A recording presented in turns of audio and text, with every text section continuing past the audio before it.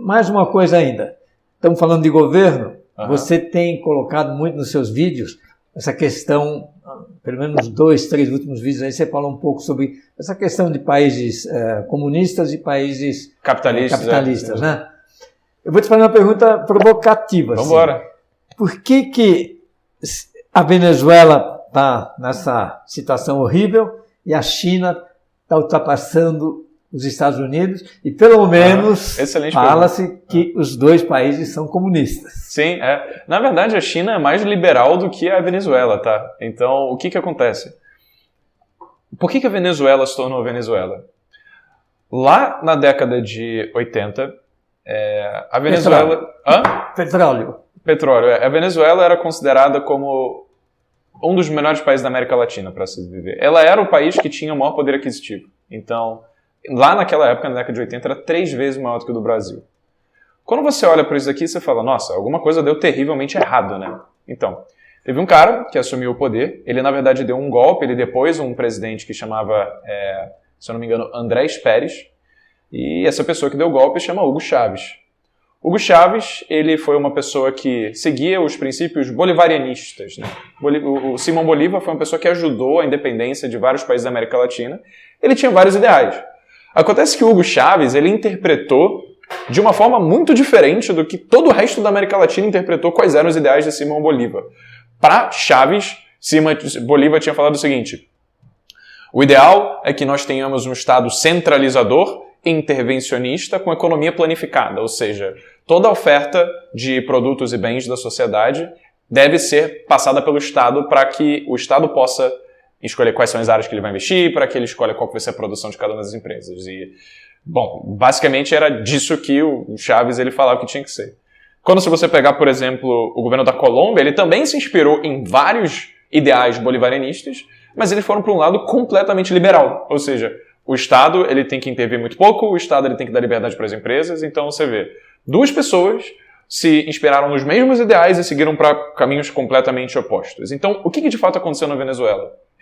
A Venezuela era conhecida como a Venezuela Saudita, porque ela é hoje o país no mundo que mais tem reservas de petróleo. Então, a gente tem tudo para considerar que a Venezuela teria o potencial de ser uma das maiores potências do mundo também. Mas é que tá. Excesso de intervencionismo do Estado. Hugo Chávez ele viu essa oportunidade de poder transformar a Venezuela numa grande potência e ele começou a subsidiar o desenvolvimento da indústria petrolífera na Venezuela. Mas como que ele fez isso? Ele começou a aumentar os salários dos cargos das pessoas que trabalhavam nesse setor arbitrariamente. Só que de forma que fossem muito maiores do que todos os outros setores que tinham na economia venezuelana. Então, a partir do momento em que Ernesto recebe uma proposta para ganhar 2 vezes mais no setor do petróleo do que ele está ganhando aqui, provavelmente você vai considerar migrar de setor, porque é muito tentador você poder fazer isso. Ou seja, o Hugo Chávez, ele foi pagar essa conta. Quem foi que pagou essa conta? O Estado. E aí, a economia inteira começou a desacelerar, porque os setores produtivos, todos os outros que não eram do petróleo, começaram a perder mão de obra que migrava para trabalhar no setor petrolífero. Então, pensa o seguinte, poxa, se mão de obra está migrando de todos os setores para um só, o que vai acontecer com a produção desses outros setores aqui? Vai cair, né? Porque as pessoas não estão trabalhando. Só que as pessoas não estão desempregadas, elas só estão mudando de emprego, elas estão ganhando mais dinheiro. Então, se você expande a oferta monetária, porque está todo mundo agora cheio da grana no petróleo, e você diminui a produção, o que acontece? Inflação.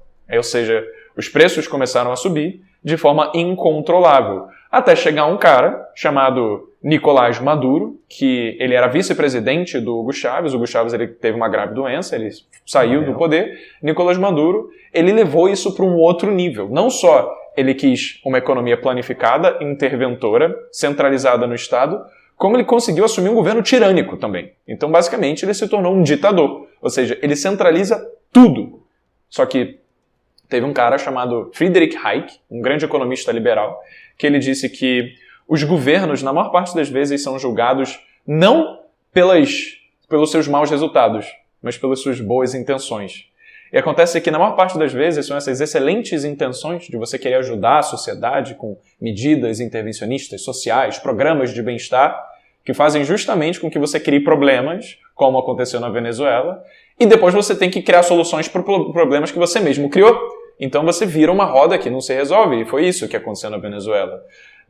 Hoje, 1 cente de dólar vai valer alguns trilhões de bolívares venezuelanos. Tremenda lá. Então isso foi o que aconteceu na Venezuela. Um governo cheio de boas intenções, de querer desenvolver o setor petrolífero, acabou colapsando toda a economia, né? Hoje a gente teve mais de 20% de venezuelanos que deixaram esse país.